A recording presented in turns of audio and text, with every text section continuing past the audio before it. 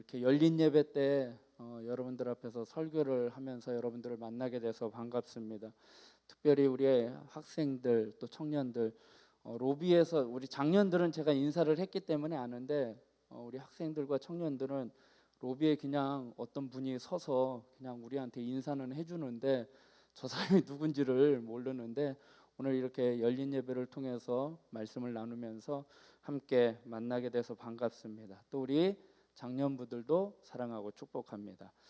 4월 20일자 성결신문에 이런 기사가 있었습니다. 청년 그들은 왜 교회를 떠나는가 라는 기사가 있었습니다. 그래서 그 기사를 보니까요, 올해 1월 13일부터 2월 4일까지 한국 청년 1000명에게 설문조사를 했습니다. 그래서 응답자의 31.4%가 교회를 옮길 의향이 있다, 교회를 좀 쉬고 싶다, 그런 의향이 있다라고 31.4% 최고 많은 답변을 했다고 합니다. 그 이유가 뭐냐라고 물어보니 목회자와 믿는 사람들의 언행이 불일치하다, 말하는 거하고 행동이 틀리다라는 거예요. 또 하나는 말하는 가운데에 부적절한 발언, 좀 왜 표현을 하는데도 굳이 왜 그런 말을 할까라는 표현, 또 평상시에 상처가 되는 말 등이 쌓여서 교회를 옮긴다라고 이야기를 합니다. 우리 중고등부 학생들은 부모님의 자리 이것 때문에 이제 스트레스를 받는 경우가 있는데, 언행 불일치, 말과 행동이 일치 않는 모습에 대해서 교회를 옮기고 싶다라는 그 설문조사가 있었습니다. 오늘 봉독한 이 마태복음 23장에는요, 서기관과 바리새인들이 교만하고 위선적인 행동을 지적하고 7가지의 화에 대해서 예수님이 선포하신 내용입니다.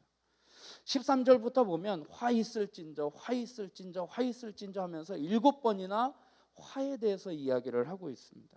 그런데 6번은 그 화 있을진저라고 하시는 말씀 가운데 또 반복되는 단어가 하나 따라 나오는데, 그 단어가 뭐냐? 외식하는 서기관과 바리새인들이여 라는 단어입니다. 서기관과 바리새인들에게 화를 선포하시면서 그들에게 붙은 수식어가 뭐냐? 외식이라는 단어였습니다. 외식이라는 단어가 뭐예요? 겉과 속이 다른 것, 앞에서 말씀드린 것, 언행 불일치, 이러한 것들이 예수님에게 책망거리가 되었습니다. 겉만 보기 좋게 꾸며지고 속은 썩어 문드러진 것, 이게 외식이라는 것입니다. 성경에서는 두 마음을 가진 자, 거짓 입술을 가진 자라고 표현되기도 합니다. 오늘 마태복음 23장 23절에서 28절까지 우리가 읽었는데, 거기에는 예수님이 크게 3가지를 지적을 하고 있습니다. 첫 번째는 정의와 긍휼과 믿음을 버렸다 말씀을 하고 있습니다. 23절을 우리 같이 보면, 화 있을진저, 우리 같이 읽겠습니다. 화 있을진저 외식하는 서기관들과 바리새인들이여, 너희가 박하와 회양과 근처의 11조는 들이되 율법에 더 중한 바 정의와 긍휼과 믿음은 버렸도다. 그러나 이것도 행하고 저것도 버리지 말아야 할지니라. 아멘. 율법에 보면 11조에 대해서 이야기를 할 때 곡식을 수확을 하면 그 곡식, 또 포도주, 또 기름, 이것을 하나님이 주신 선물로 하나님께서 풍성하게 농사를 잘 지어서 이런 것을 수확했기에 거기에 11조를 드릴 것에 대해서 율법은 기록을 하고 있습니다. 근데 이 서기관들과 바리새인들은 박하와, 오늘 본문에 보니까 보통 사람들이 그렇게 신경 쓰지 않는 박하, 회향, 근처와 같은 작은 먹거리도 11조를 드려야 한다라고 가르치고 있었던 사람이었습니다. 그러니까 그들의 열심은 정말 대단한 것이었습니다. 그 자체가 나쁜 것은 아니었지만 사소한 것에는, 조그만 것에는 열심히 있는 것처럼 하지만 정말 드려야 할 곡식과 포도주와 또한 그러한 것들에 대해서는 별 신경을 쓰지 않았다라는 것이죠. 그러니까 조그만 것, 그거는 열심히 있는 척하지만 정말 드려야 할 것은 드리지 아니하는 영적인 무지와 그들의 외식을 예수님이 책망하고 계시는 것입니다. 그래서 포도주를 발효를 하다 보면 거기에 작은 벌레들이 생기는데 포도주를 마실 때 그 벌레는 망으로 해가지고 잘 걸러내서 이런 거 먹으면 안 돼, 하나님이 부정한 음식이라고 했기 때문에 하면서 그건 잘 걸러서 먹는데, 정말 부정한 짐승이 눈에 그렇게 보일 수 있는 큰 낙타는 성경에 보니까 그거는 삼킨다라고 성경은 말씀을 하고 있습니다. 바리새인들과 서기관들의 이러한 외식을 책망하셨어요. 두 번째 책망의 내용은 뭐냐? 25절의 말씀입니다. 우리 같이 읽겠습니다. 화 있을진저 외식하는 서기관들과 바리새인들이 잔과 대접의 겉은 깨끗이 하되 그 안에는 탐욕과 방탕으로 가득하게 하는도다. 아멘. 두 번째 외식은 뭐예요? 잔과 대접의 겉은 깨끗한데 안에는 탐욕과 방탕으로 가득 채우고 있다라고 예수님이 책망하고 계십니다.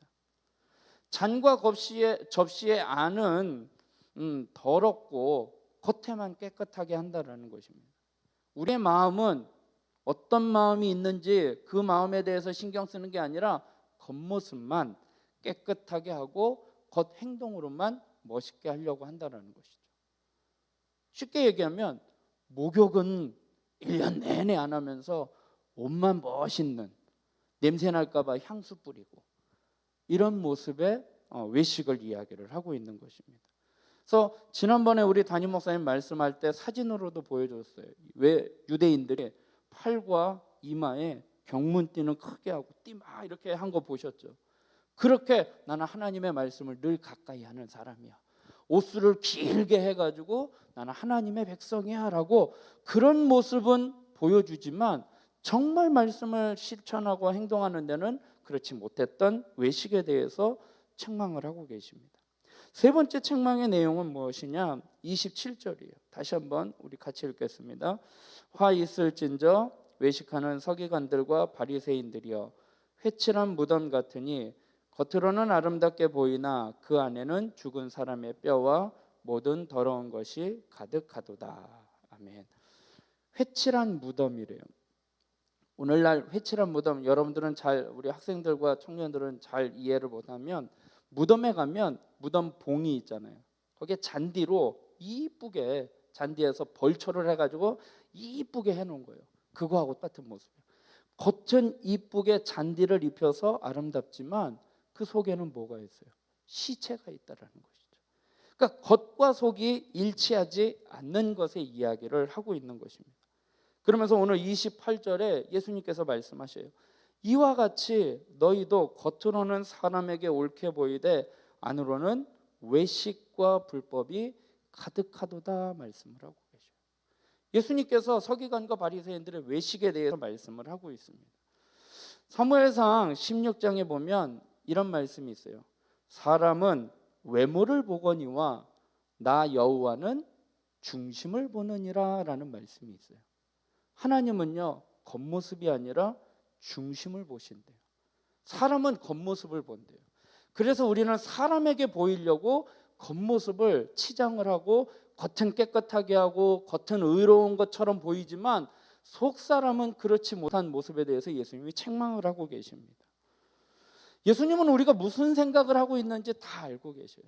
지금 이 자리에 예배드리러 오신 우리들 마음 가운데 예배는, 몸은 여기서 예배를 드리지만 우리의 생각은 딴 데가 있다면 하나님은 그 예배를 받지 않으시고 그걸 외식이라고 하고 있다는 것이죠.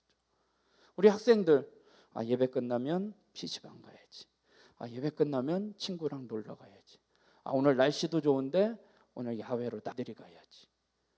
그렇게 몸은 예배를 드리지만 생각은 그런 생각을 하고 있다면 그건 외식이라는 거죠. 그래서 목사님의 설교가 길어지면 시계를 봐요. 예배가 1시간인데 빨리 끝나야 놀러 갈 텐데, 빨리 끝나야 PC방 갈 텐데. 그게 외식이라는 거예요. 몸은 여기 있지만 생각은 딴 데가 있다는 것. 정말 중심이 무엇인지 우리가 하나님 앞에 온전한 모습으로 나아가야 한다는 것입니다. 오늘 마태복음 23장에 보니까 예수님이 외식에 대해서 이야기를 하면서 23장 1절에 이런 말씀이 있습니다. 23장 1절의 말씀을 같이 한번 보겠습니다. 이에 예수께서 무리와 제자들에게 말씀하여 이르시되, 무리와 제자에게 말씀하셨대요. 오늘 저는 이 말씀에 중점을 좀 갖기를 원합니다. 무리가 있고 제자가 있어요. 예수님을 따르는 무리, 지금 여기에 나와 있는 모든 성도님들도 무리예요. 무리라는 뜻을 보니까 똑같은 뜻을 갖고 모인 사람들, 무리잖아요. 그런데 예수님을 따라다니는 무리들이 있어요. 예수님의 말씀도 들었고요, 예수님을 따라다녔고, 예수님을 보았고, 그랬던 무리들이 있었습니다. 성경에 보면 예수님을 따라다니는 무리들이 참 많이 있었습니다. 마가복음 5장에 보면은 12해 동안 혈루증을 앓은 여인이 있어요. 12년 동안 몸이 아파요. 의사들 이 의사 저 의사 다 찾아가 봤지만 많은 의사들에게 괴로움만 당했고 가지고 있던 돈도 다 허비했다라고 말씀을 하고 있습니다. 그러면서 예수님은 모든 병을 고쳐준다라는 소식을 듣고 예수님 앞에 나아가면 되겠다. 그런데 그 여인은 부정한 여인이기 때문에 예수님 앞에 나아갈 수 있는 상황이 아니에요. 예수님 앞에 나왔다 하면 저 부정한 여인 해서 돌로 쳐 맞아 죽을 여인이에요. 그러니까 이 여인이 생각한 것은 많은 무리들 가운데 조심히 예수님의 옷자락만 만지면, 예수님이 좀 말씀해 주시고 안수해 주면 더 좋지만 그렇지 않고 내가 예수님 뒤에 가서 옷자락만 만지면 나을 것 같아 라는 그 마음으로 무리 가운데 들어갔습니다. 그러자 예수님이 이제 말씀을 하시는 내용입니다. 마가복음 5장 27절부터 31절인데요. 좀 길지만 교독하면서 같이 읽겠습니다. 예수의 소문을 듣고 무리 가운데 끼어 뒤로 와서 그의 옷에 손을 대니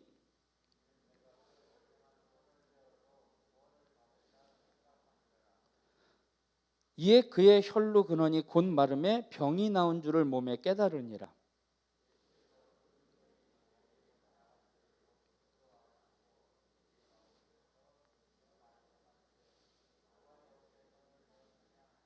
같이 읽겠습니다. 제자들이 여짜오되 무리가 애워싸 미는 것을 보시며 누가 내게 손을 대었느냐 물으시나이까 하되. 아멘.